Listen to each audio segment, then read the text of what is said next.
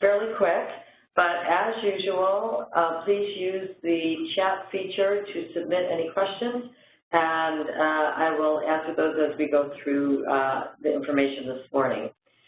So again, everything remains the same in terms of full go live. We have had some changes as it relates to non-ERP agencies, those not live, using our standard release process. So that's been sort of a project status change, but all agencies who are live in SAP continue to use that enhanced release off of master process. So if you have any questions about that, please send that over to the State User Help Desk, and if there's any additional information that you need about that, let us know. Okay, some of the things that I have seen come across the Help Desk has to do with errors that may occur on a procurement document in BidBuy.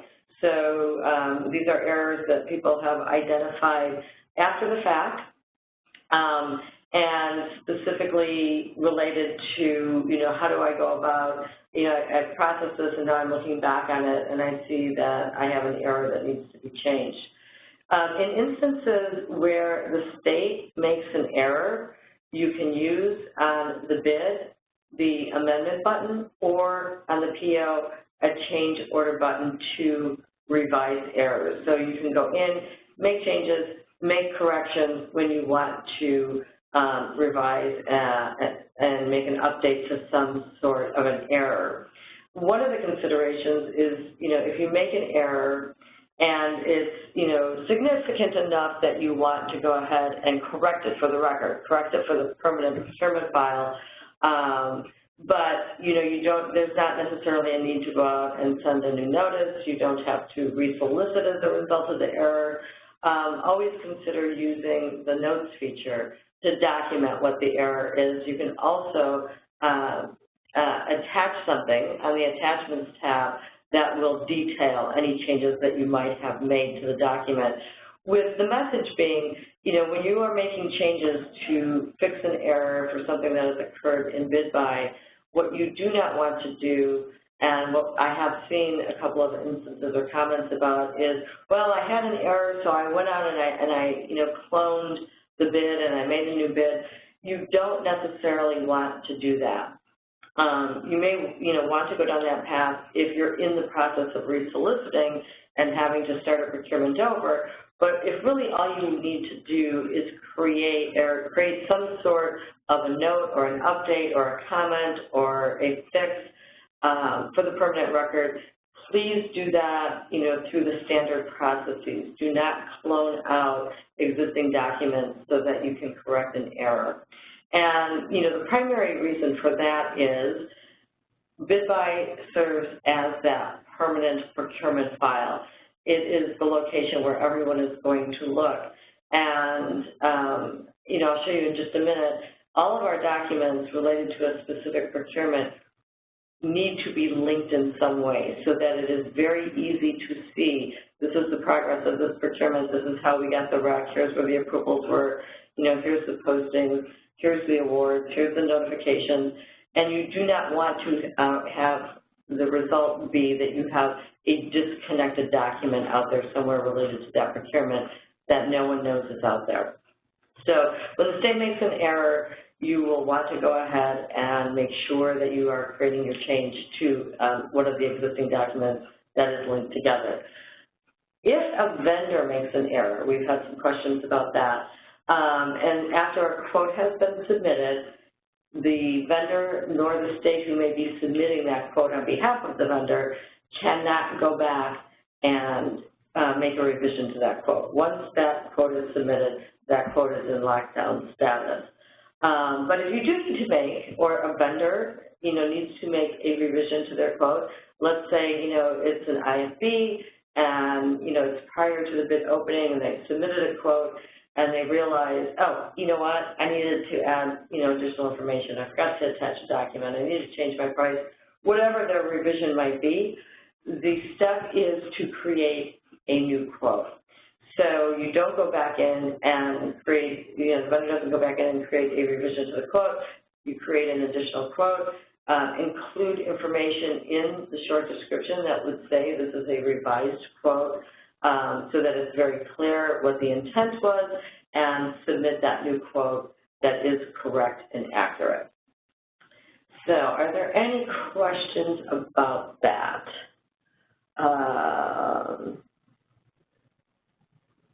Okay.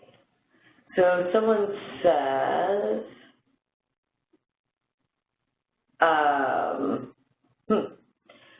can you please verify what types of changes that cannot be made based on an error? There are certain items within the system that cannot be changed utilizing the amendment or change order function. And yeah, I can take a look at that, and there are a number of different items.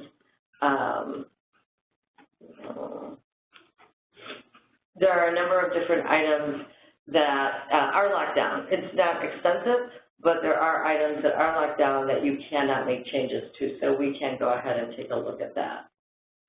But one of the things that I wanted, and I started talking about, is that continuity of your documents. So you will see, here's our example here. This is a master blanket purchase order that's in ready to send status, and you'll see here are the links that take you back out to find that original rec, and the link that takes you back out to find the original bid related to that. So you locate that on the Items tab, and that allows you to quickly maneuver between the various documents related to that procurement. So let's go out with regards to the question we had. Let's see if I can find one quickly.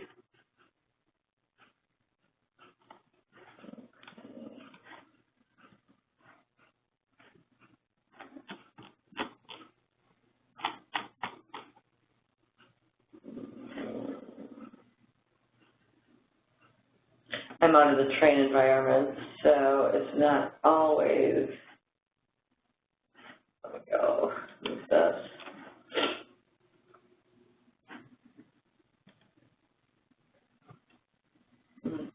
Okay.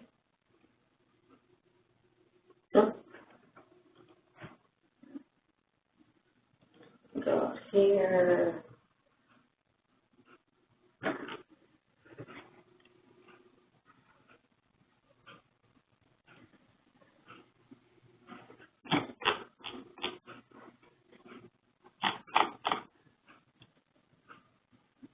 Okay, so I'm out on a purchase order, and I'm going to create a change order on this purchase order.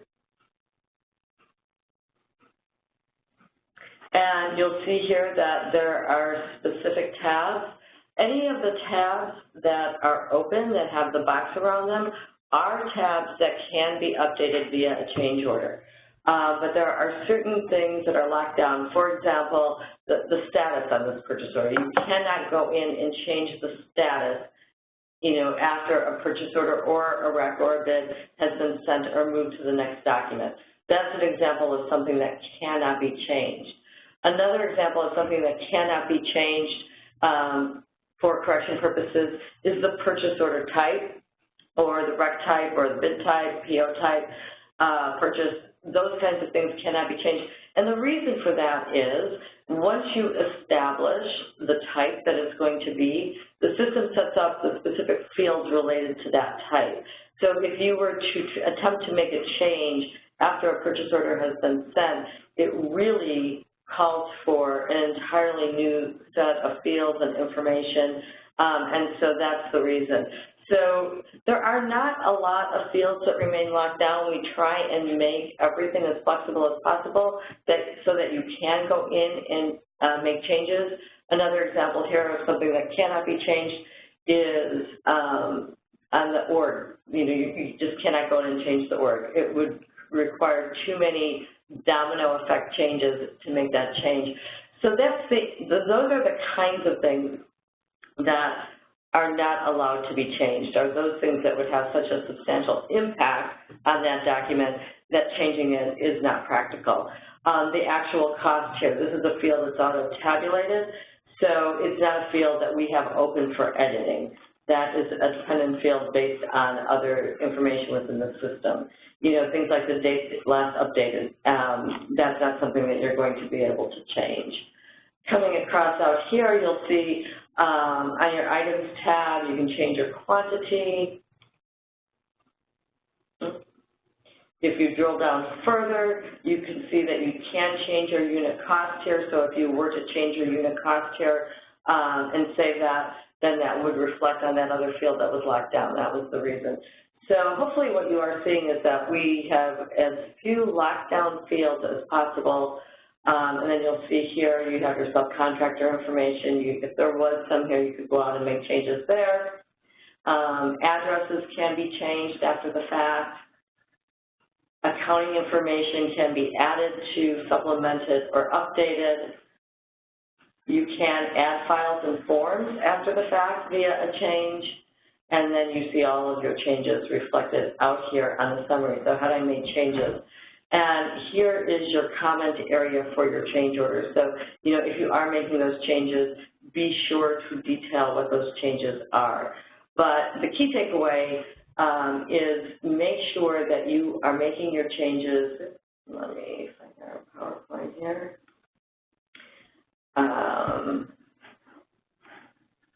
Hold on. That you're making your changes to your actual original documents, that you're not cloning out and creating additional documents because you found an error and felt that you really wanted to, you know, make some expensive changes. You must, in fact, keep all of that information linked together. And again, those links are located on the Items tab, and that is where you can go and go back and make any updates and changes. And in some cases, if you're making changes to a procurement, you may need to do some sort of a public posting. That's another discussion. What I really just wanted to talk about here is making sure that those basic changes that you're making are made to those base documents. The other thing we've seen a little bit of lately, not too many, thankfully, is some people in our production environment going out and doing some testing. And, you know, it's in cases, the one specifically that I'm thinking about is someone did try and do that test out in the train environment, but the specific thing that they wanted to test, the specific kinds of data, you know, they couldn't find any in the train environment. So they thought, well, I know that some of that information is in the production environment, so I'm going to go out and do a really quick test out in production.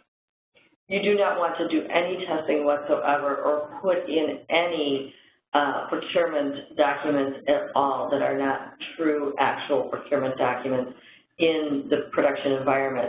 So if you find yourself in a circumstance like that where you want to test something but you can't figure out how to do it in train, or what you're looking for isn't in train, contact State User and we'll assist you in getting that information out there, explaining the circumstances for you, but be very, very certain not to create any or do any testing in our production environment. Okay, and then just, you know, more general information about the procurement file. And this is very, very significant. This is information I truly want you to spread the word and, you know, make sure everyone across the agency is really thinking about how BidBuy functions as the procurement file. So BidBuy is required to be the procurement file, and in looking, you know, I see some procurements that are out there that are just spot on, front to back. Every document is there. You know, they're all appropriately either displayed publicly, not displayed publicly. You know, everything from the original procurement justification forms down through the notice of award, you know, contract documents, executed contract documents. Everything that needs to be there is there. But in a lot of cases, just doing a cursory review, I'm seeing some, you know, gaps in terms of what's out there in the procurement file.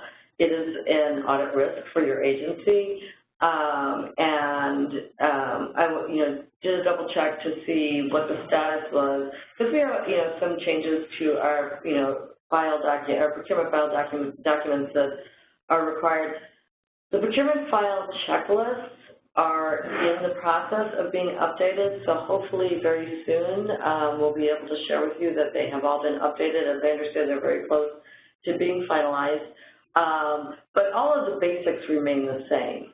And especially if you're using the Appendix B and you're looking at your particular procurement type and you're looking at all the possible documents that might be required on a REC, might be required on a bid, might be required on the PO, might be required for a change order, please do at your agency take a look at how your agency is doing in terms of making sure all the documents that are supposed to be there are there. If you take, just a kind of a random look and you see that everything seems to be correct and complete, thank you. But if you do see the kinds of gaps that I've seen out there in some of the records, you may really want to revisit this at your agency and make sure that you're getting everything out there. And, it's so much easier to do that at the time you're doing the procurement. I know you probably have another procurement and another procurement and another procurement that you're working on, but it's much easier to find those documents and get them into the right place at the time you're doing it, as opposed to, 4 months later when someone comes and says, hey, where is this particular document? So just, we cannot stress enough the importance of ensuring all the documents are there, and particularly that fully executed contract with the right number of signatures. So you'll want to make sure all of that is there. So just a reminder, and something for you to think about at your agency about whether you may want to put into place, spend a half hour a month maybe going back in and taking a look at your records in BidBuy and see how your agency is doing, see what the performance is, and see if you need to make any adjustments or changes or retraining on that particular topic. And you can always go back in and via the change order throughout the life of the procurement and add additional documentation that you need. So you shouldn't hesitate to go back in if you do find your gaps and make those right. Our support process still remains the same. It's still very important that we funnel up and funnel back down and include everyone. So as far as I know, that continues to work well. And thank you for that, because it allows us to get you the quickest responses possible.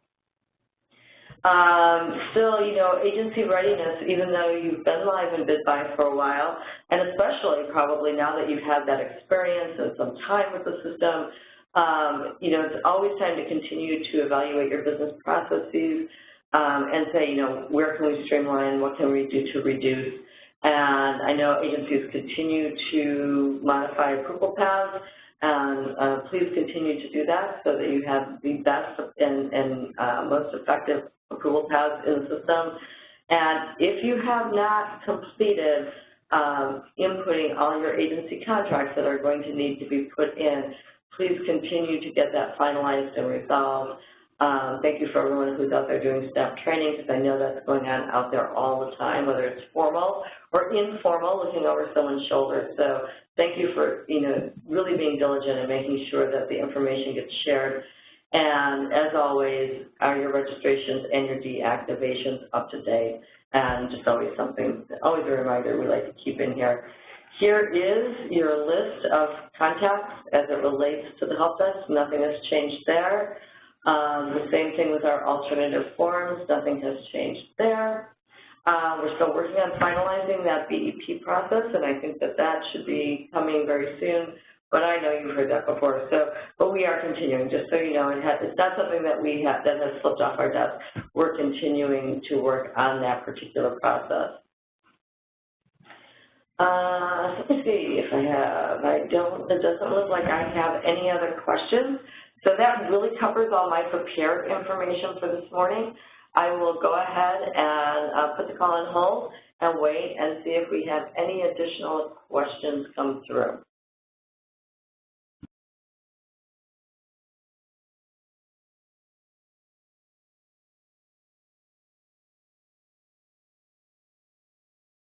Okay, we do. And I can't emphasize enough that we love questions. So the more the merrier. We can think all week about, what we want to put and what we want to share, but we're not out there on the front line. So there's lots of questions, and please send as many as you can.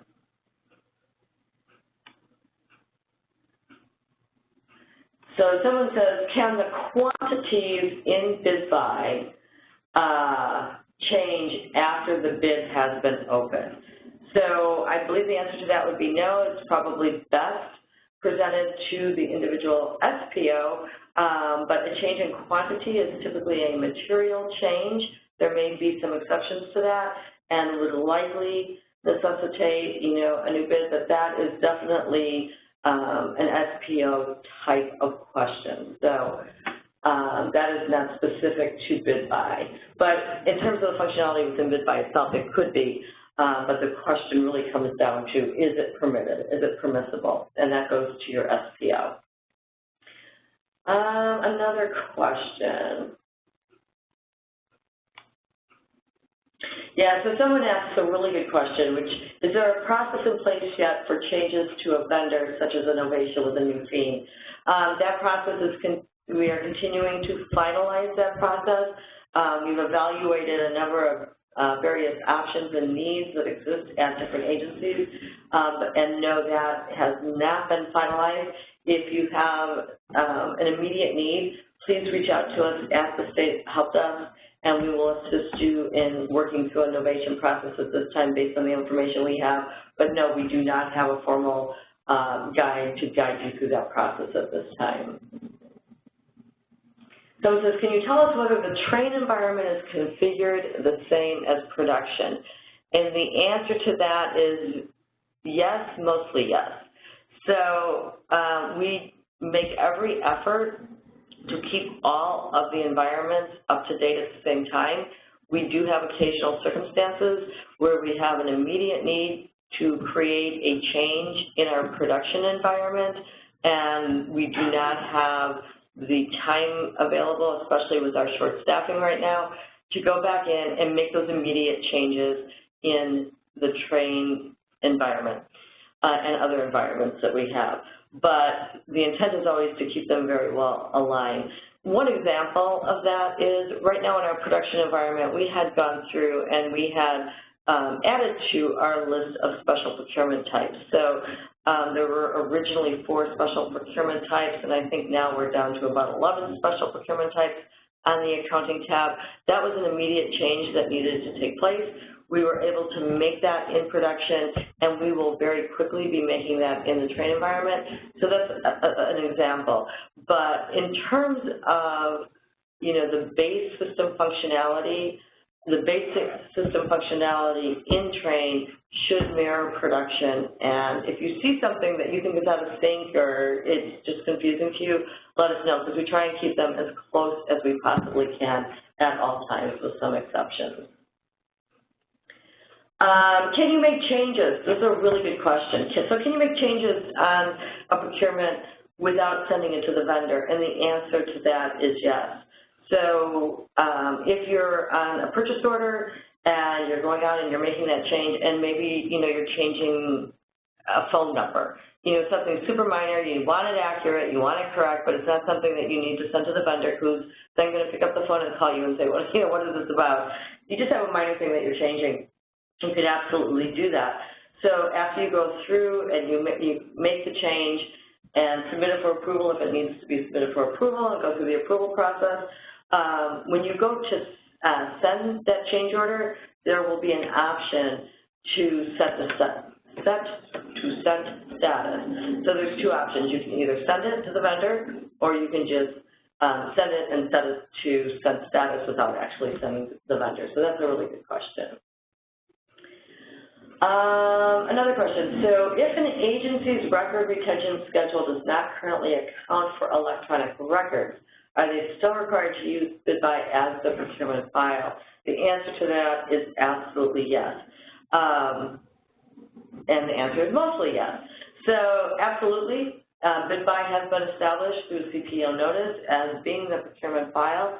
If, however, your agency has different record retention policies, then you should also be following your internal agency record retention policies. If those policies, should or need to be changed, then you may want to discuss that internally with your agency. But the bottom line is, BidBuy is the procurement file per CPO notice, and any other record retention requirements that you have should also be followed. Let's see, another question. This is great. Thank you for all these questions.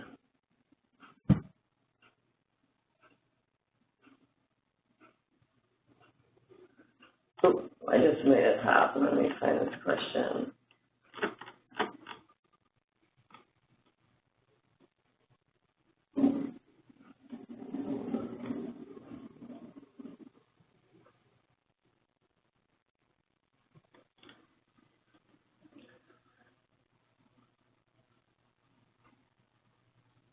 Okay, so there was a question that came through, which is less of a question and more of a notice, having to do with users being able to see the list of vendors and some pricing. So I'm going to follow up on that and see if we can get some clarification around that.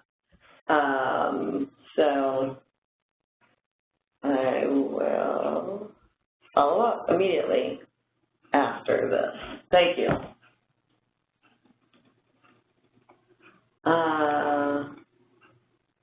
Someone said, regarding ISBs, I looked in the process manual but could not find how to post a cancellation notice. Would we do an amendment for this? Can you walk us through this process? I can, at a future time, go through the cancellation process. There is, however, posted on the trainer support website, and I believe it's listed under the heading various training materials, and there is a document in there that steps you through that cancellation process. So when you are doing a formal cancellation, you do want to follow and meet all the requirements for the public posting of a notice of cancellation. You also include in there whether something is going to be rebid. So yes, thank you for asking that, because you do want to follow the very specific requirements for all the postings related to canceling, and there is a guide, and like I said, I believe it's located under the various training materials or various resources on the trainer support website. But, in terms of canceling and doing that and walking everyone through it at an upcoming session, that's a really good recommendation. So I'm going to add that to our list of topics. I'm writing that down. Okay.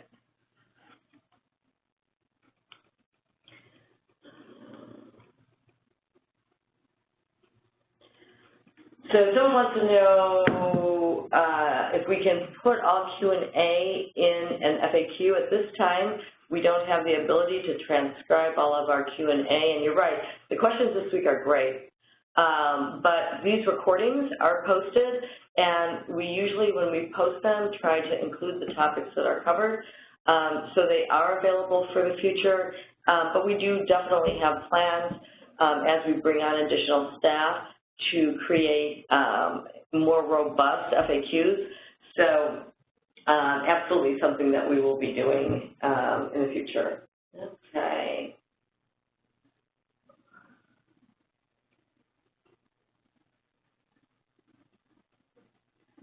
Okay, and there's another question here about changing quantities after a bid has been opened and looking for a specific answer to that.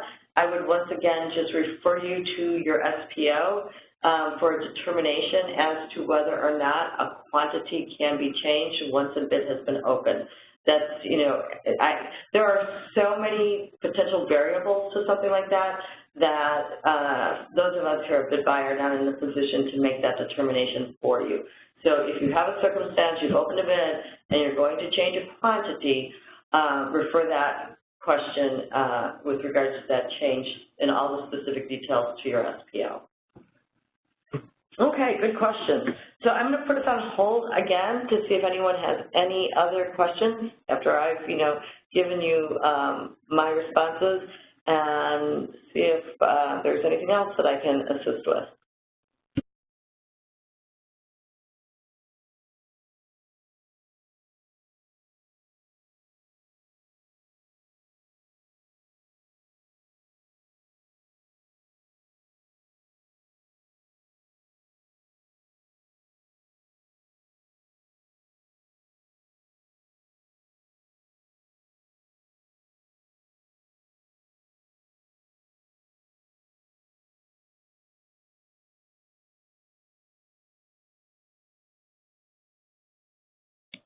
Okay, well, I don't see any other questions, so we will see you again in 2 weeks. I will be out of the office and just getting back, so if you don't get your PowerPoint the night before, you should get it the morning of, and we'll see you again as soon as I return. So thank you very much, and please stay with us through State User if you have any other questions. Bye-bye.